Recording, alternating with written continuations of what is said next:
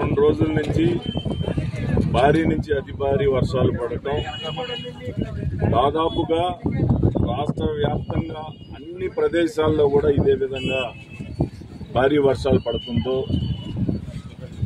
అంతా కూడా అతలాకుతలం అయిపోతా ఉంది. నివాసిత ప్రాంతాలన్నీ కూడా మున్ముకు గురవడం జరిగింది. అలాగే రైతులు వ్యవసాయం అంతా కూడా ఎంతో పెట్టుబడి పెట్టి ఈరోజు పంట అంతా నాటుకోవడం జరిగింది.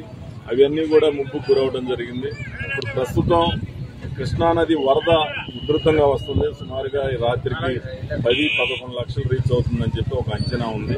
అందుకని ఎక్కడైతే జన ప్రాంతాలన్నీ కూడా వరదకి గురవుతూ ఉన్నాయో వాళ్ళందరినీ కూడా రక్షిత ప్రదేశాలకి తరలించడం జరుగుతూ ఉంది. అక్కడ వాళ్ళకి భోజన ఏర్పాట్లు ఇవన్నీ కూడా ఏర్పాటు చేయడం జరుగుతూ ఉంది. ఈ ఏదైతే వరదకి గురయ్యే ప్రాంతాల్లో ఎవరైతే ఉన్నారో వాళ్ళందరినీ కూడా ఇల్లు వదిలిపెట్టి బయటికి రమ్మని చెప్పి అధికారులందరూ చేస్తా ఉన్నారు. ఏదైనా ఉంటే రక్షణగా పోలీస్ వ్యవస్థ ఉంది. ఎక్కడ కూడా ఆస్తులకి ఎటువంటి నష్టం ఉండదు. అందరూ కూడా తరలి వచ్చి ఎక్కడైతే షెల్టర్లు ఉన్నాయో వాటన్నిటిలో కూడా తలదాచుకోమని చెప్పి విజ్ఞప్తి చేస్తా ఉన్నాం. ఇది 4-5 రోజులు కొనసాగే అవకాశాలు ఉన్నాయి కాబట్టి తప్పకుండా ప్రజలందరూ కూడా సురక్షిత ప్రాంతాలకి తరలి రావాల్సిందిగా అధికారులు మేమందరం కూడా కోరుతా ఉన్నాం.